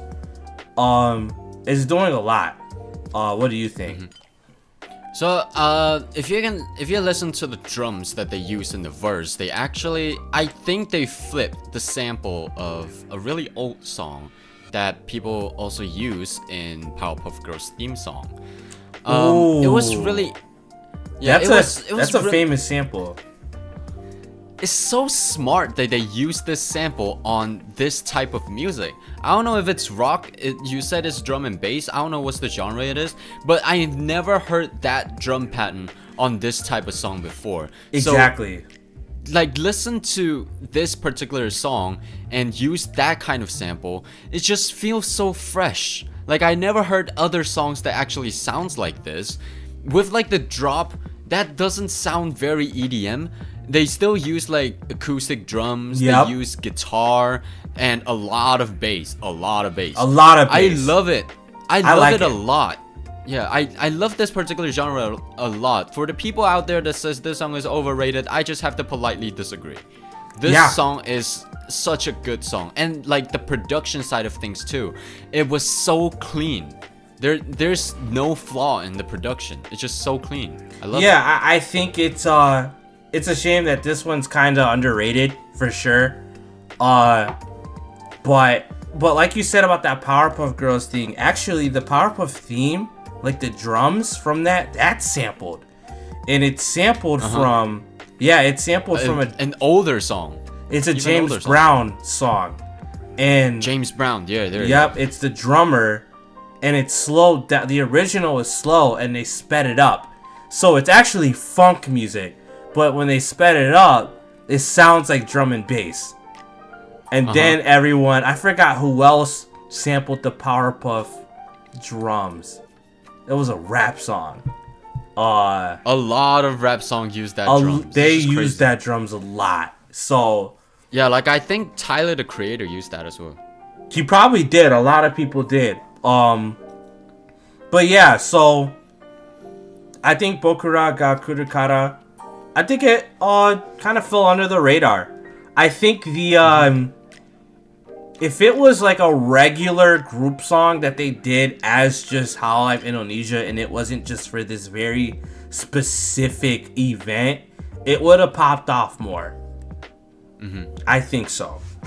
That's a couple of things about some of these originals. Some of these originals are really, really good, but they're like centered around this very specific event that not everyone cares about, so they just kind of skip the video and they're missing out. Yeah.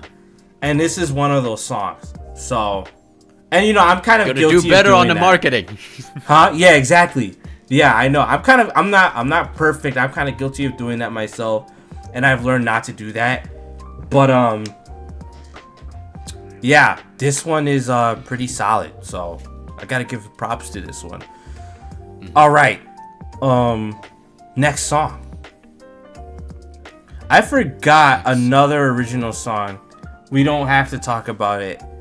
But Kobo's Inta. Oh, that one I reacted to it. I did too. Yeah, I saw your video. What do you think about it? That one was not good. It's definitely what I think I said. I think it was definitely weaker compared to like Oasmara. Yeah, so a lot of people do agree with like our points. It's just like, it's very underwhelming. It's super chill. It's like, I mean, I liked it, but it's super chill, and that's the thing. Like, I'm not used to Kobo vocally being chill. Like, it sounded like she was trying to do a Mume song. You know what I'm saying? Of, but yeah. Like the feel, vocally she still sounded fine, but yeah, it's not her best. It's definitely one of her weaker songs. It was a little bit like you said, it was underwhelming. Like, I'm thinking she's about to go hard. Like, okay, so this is about to be better than Oasmara, and it wasn't. So yeah, it's all right. But a lot of people do like commented telling me that it probably is a song as a filler in an album. Okay. And I feel like if that's the case, then it's fair. It's fair that it's a lot weaker than other songs because it's just a filler. Yeah. Okay, well, that's Enta. Okay, guys, we've got 3 songs left for the rest of this year that stuck out to us. This one dropped in November. We've got Gura and Marine's Shinkiro. I really like this song. It's city pop. It's got that 80s feel. The music video is amazing. It's like everything about this I really like. I love the like. There's a lot of city pop out there, but this one specifically sounds like it's got like that plastic love kind of drums and bass to it. Just Matsubara Miki in a nutshell. Yeah, basically.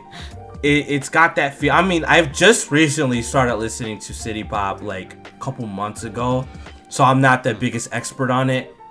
So I may be a little basic with kind of like my thoughts about this, but I really like Shinkiro.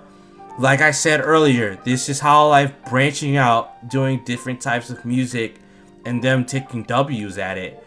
Like, I was not expecting city pop at all, but maybe I should have, because they dropped the teaser for this and the animation was very 80s, so I was like, okay, maybe they're gonna do like an 80s type of style of music, and it did not pop to me at all. But it's very groovy, it's very funky. I really like the saxophone solo a lot in the middle of the song. I love horns. That's like one of my favorite thing ever hearing in music, if done well. Any type of brass, even sometimes flutes. If you do that well, you got me. Or organs, you got me. And they did all that well. Vocally, Marine sounds great. Gura sounds, it's been a while since we've heard her. She sounds solid. Not bad at all on this song for her vocal performance. And lyrically, there's a lot going on. Like in terms of like how much they have to say. It's a 5-minute song. Like, they're telling a whole story with this. And a lot of pauses though. A lot of pauses. Yeah, there are a lot of gaps that kind of do extend that. But when they do come through and, you know, give us their lines and you know, vocals, it's good. I really like it. But, and you know what, with the gaps and stuff, city pop vocals, they're just kind of like that. I kind of give them, I know. yeah, I kind of give them a pass with that, you know, since they're trying to, you know, kind of capture a style. So Shikiro, I mess with a very sus music video, especially near the end. They did a lot of things. What do you think about Shinkiro? Not a lot. Just like the music video fascinates me a little bit more. The music wise, yeah, they are both good vocalists. All the vocals are really clean. I feel like they kind of like modernize the 80s city pop. That thing I kind of respect. But in terms of the whole vibe of the song, I can't say I'm a fan. Okay. I'm gonna just leave it at that. Yeah, no problem. A lot of things to say about this one. Yeah, I think it definitely hit me a little bit more compared to you. But like you said, vocally they did great. They modernized the city pop. And I'm pretty sure this was entirely Marine's idea. Marine was probably 26 in the 80s. So I'm just playing. Yeah, it's really cool. Like I said earlier, it's really cool of them to branch out and do older types of, not even different genres, just like older stuff. And this isn't her first time. She actually did do a cover of a song. Marine did do a cover of a song from like 1989, 1990, and it was okay. I liked it. I didn't really get it. She made another one that'll stay with me. Huh? She made another one that'll stay with me. That one is city pop as well. Oh, really? So she's just been in her 80s phase lately, huh? Yeah, that's really cool. So this just really makes me excited for the next year and see what Hololive's got cooking. Because if they're branching out and already doing stuff differently, I mean, we got debut gen songs and stuff. Corone doing low-key like hip-hop. Like, low-key trap. Like, dude, imagine next year. Like, it's gonna be crazy. But yeah. And Fuamoko's doing a lot of AI Kendrick Lamar. Like AI Kendrick Lamar. Yeah, no shit. They actually do a lot of AI covers of Kendrick Lamar. Really? I mean, not them, but other people just use their voice to make it. Oh yeah, I've seen a lot of Hololive AI covers. I think Kendrick Lamar stood out to me. I think I'll make a video about it. Might as well. I think I've seen people do AI reactions. I don't like them that much, but if they're done well and if it's funny, it's fine. Come on, it's Kendrick. Yeah, I know. Alright, next song. Alright guys, second to last song. Tokyo, Wabi Sabi Lullaby, Hololive, Honeyworks, Gargura, long title. This came out November 24th. Wow, I thought this came out like 2 weeks ago. This was longer than that. This is such a good vibe for Gura. I think she does really well with a genre like this. She's got a really nice, like, transparent voice when it comes to songs like this. But for me, what stood out... Hold on, my headphones messed up. Alright. For me, what stood out... Oh, okay. Sorry, I if you were talking and I was talking over you, my headphones unplugged. I'm sorry. No, that's fine. It's fine. What for me, what stood out was the beat. I really like the drums in this. The production, they did really well with the different sounds. I mean, the beat itself, like the way it's structured, isn't the craziest thing ever, but how they mix it and how it, like, the different sounds they use and a lot of other stuff that they incorporate into the music with the synth and stuff, it's really good. And I don't know if you've noticed, but like when she sings the chorus and like the la la la, there's like a deeper like voice mixed into it, and I really like that. I hear everything. Yeah, I know you do. It's I really like stuff like that where they go a little bit extra with the vocals. This is a really chill song. And I've kind of noticed a lot of synthesizer this year. Some of them are good, some of them aren't the best, but they've been using a lot more synths this year than usual, and differently too. And this one's kind of got like a synth pop, synth wave vibe to it. And Honeyworks is pretty good with their music in general, so like this is a good collab. What do you think? So, I just want to say this song is my current favorite of all of Hololive songs. It's like my favorite keep changing, but this one is my current favorite. For this particular one, I feel like I just like how they choose like really chill synth sound, but they still use like such a hard drums to complement everything into such a bouncy track. At the same time, it's still kind of sad too. The lyrics and everything, it was really sad, but still the production, everything, it's very clean. And with the lead on top in the chorus, I just feel like that's just like a sprinkle on top of a cupcake, you know? Yeah. A cherry on top. That is how you people say it. Yeah. And I really enjoy this project. This is such a good vibe. A little bit of sad, plus with some vibe, just like can never go wrong. Yeah, it's definitely a bittersweet song. And like you said, like we both kind of piggied off each other. Like you said, they kind of added a lot of extra stuff with the synth and vocals, with the drums. I think with this type of production, them going the extra mile to do the little things, it really adds up, and it creates a good song, even like creating a vibe or a feel for it. A lot of people will notice that even without really noticing it, they'll just end up liking songs like this because of just the extra work that they did to add more of a feel to this. Like, this is a whole other side of Gura that I haven't really seen before when it comes to music. And I think Honeyworks captures that pretty well. And honestly, I'm surprised this doesn't have like 1 million yet because it's Gura, you know. But it's just kind of fly. I mean, I'll give it more time, but it's kind of flying under the radar. I don't know if it's like a end of a year thing where if you drop something at the end of the year, just people are kind of like tired from all the music. But yeah, this one is pretty good. I can see why it's your favorite. I like it, so yeah, this is great. Something I want to say about Gura's voice is that I'm pretty sure this is what you're going to disagree. I like when Gura sing in such a chill voice. When back then Gura tried to sing like those songs with Callie, like Q or King cover, those songs I just don't think Gura's voice hit because it just sounds very unnatural. It sounded very struggly.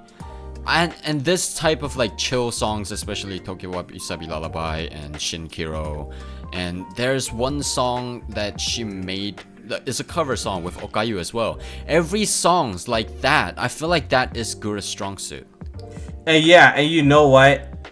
Like I used to be super used to like the higher pitch, like energetic Gura, but after like a while of hearing a more chiller, lower Gura, because she has a very similar voice to Mume, right? Like when they speak, so like it only makes sense for us to kind of like Gura with that same style because Mume sounds so good with it. And like I mean they sing differently even though they have the same voice, you know what I'm saying? They don't have the same skill of vocals or cadence, but the sound is like there. And like you said, it's not my favorite way of hearing Gura, but it's definitely good. It's really good and I like it, and I would love to hear more chill, like a lower, like a normal tone Gura. Like I think that would be great for her in the future. Yeah, so that is our opinion on Tokyo Wabi Sabi, and our last song is going to be the last song. This came out 5 days ago, so December 15th, 14th, 16th, one of those days. I don't know how to math. Fire and Ice. This was pretty special. I kind of like the chemistry between Callie and Kiara. Kiara with the vocals in the chorus, Callie with the bars. And even though it wasn't that transparent, they still kind of switched. Like Kiara would be rapping for a little bit during a part, or Callie would be singing, and that whole fire and ice aspect was really touched on. I think the mixing was all right. It's a bop. This song really bumps really well, and I was expecting it to, because when I heard the name Callie and Kiara together on a song, I was like we got hip hop and J-pop or K-pop mixed together. Like they're gonna make like something bumpy, and they did that with Fire and Ice. And there's a lot of sass and attitude with this one too. I like that. There's a lot more character in Fire and Ice. Like they're not just singing or rapping. Honestly, give them more time, give them more songs. I think they could make a better song than Fire and Ice. Give them like one more or two more songs, and they'll drop something better than Fire and Ice. But from what I've heard, I mess with it. What do you think? I feel like this is something that I haven't talked about in my reaction videos. I just want to say that in Fire and Ice, I really do feel like they have a lot of potential to add some ad-libs. Like some maybe Kiara's vocalizing, or maybe some after the rapping part, maybe they can add a little bit of ad-libs here and there to make the song more bouncy, more powerful. But they didn't do that. It still sounded really it still sounded really good. It's just like it has some potential to be even more powerful, you know? Yup. And that's my whole thing with like just giving them more time. Giving some more time. Give them another song or two, and they'll probably have that down. Put some more ad libs, especially Callie. Callie could definitely do some ad libs in there. and make the song more full. But for what it is, it's good. I liked it. It's a good way to end the year. I'm not sure if they're not gonna drop any more originals. I think that's it. I think the last one is maybe another Honeyworks one. But other than maybe that, another Christmas cover. Or but that's not original. Yeah, that's a cover though. So we'll see. Maybe an original Christmas song. I'm not sure. But that is our 24, 23 songs that stood out to us this year of 2023, from January through December. What do you guys think in the comment section? Tell us from this list or from your personal favorite. Yo, what were you guys bumping to Hololive originals in 2023? We didn't really talk about this that much, but maybe some Blue Journey. That was a thing. I heard that concert was pretty well. And some other album bops, some other JP songs, ID songs. I'm down. Let's talk in the comment section. I'll link Ethan's channel in the description. Go sub to his channel. He does music reviews and other stuff as well. Yeah, this was fun. A pleasure to talk with you again, Ethan. Any last words? Very pleasure. I don't feel so good. Yeah, me either. Okay, go listen to more Hololive music and stop replaying the Marine music videos. I know what you guys. I see the most replayed parts on those music videos. I see you guys. I may have contributed to that, but stop. Okay, bye. Delon out. Bye. Fire!